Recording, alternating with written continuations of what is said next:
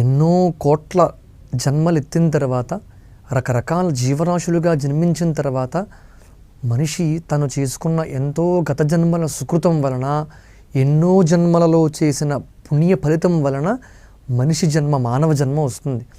మానవ జన్మ గురించి శంకర భగవత్పాదులు అంటారు, జంతువునాం నరజన్మ దుర్లభం అతఃపుంస్త్వం తతో విప్రత అని ప్రారంభిస్తారు. అసలు జంతువులన్నింటిలో ద్విపాద పశువు అన్నాం అనుకోండి, మనిషిని 2 కాళ్ళ జంతువుగా భావిస్తే, జ్ఞానం ఉంటే కదండి మనిషి, జ్ఞానం లేకపోతే పశువే.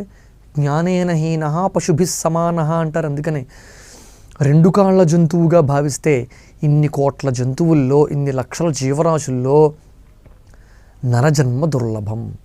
ఒక మనిషిగా పుట్టడం అనేది చాలా దుర్లభమైన విషయము. చాలా అంత సులభంగా దొరకదు, ఇది దుర్లభం. చాలా కష్టపడితే తప్ప సాధించలేని విషయము. ఎందుచేత అంటే